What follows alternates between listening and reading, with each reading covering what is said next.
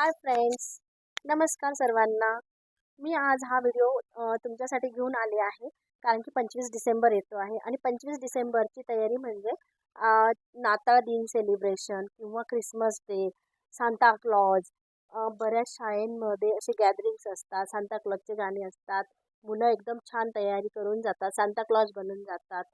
पण मी आत्ताच पाहिलं की निगेटिव्ह पण कमेंट असतात, निगेटिव्ह पण बनवलेले असतात माहितीचे व्हिडिओ. तर मला असं सांगायचं आहे लोकांना की म्हणजे व्हिडिओमध्ये सांगतात की अरे तुमच्या मुलांना संतासारखं बनवा, शांतासारखं नका बनवू, संतांसारखं बनवा.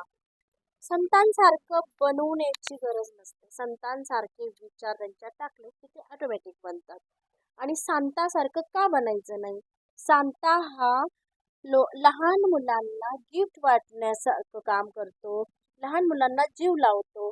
आणि संतांसारखं आपण आपल्या मुलांना नक्की बनवा. संतांसारखं आपण बनवणारच आहोत, पण संतांसारखं पण बनवा. कारण की तुम्ही लहानपणापासूनच त्यांच्या मनामध्ये जाती भेद, हा ह्या जातीचा आहे, हा ह्या जातीचा देव आहे, संत आपले आहेत, सांता त्यांचा आहे, असं तुम्ही तुमच्या मुलांच्या मनात आधीच टाकून देतात. तर ते योग्य नाहीये. मला हा व्हिडिओ बनवण्याची गरज वाटली की मला पण एक छोटी नात आहे आणि मी तिला नक्की सांता बनवणार आणि सांताचे विचारही तिला सांगणार. आणि सांता कोण असतो त्याच्याबद्दलही मी तिला सांगणार. आणि सांता म्हणजे लहान मुलं झोपी गेली की त्यांच्या स्वप्नात येतो आणि झोपेत काहीतरी गिफ्ट देऊन जातो. अशा पद्धतीचे लहान मुलांना असं वाटत असतं. तर आपण जर त्यांना त्या निमित्ताने गिफ्ट घेऊन दिलं तर काय हरकत आहे?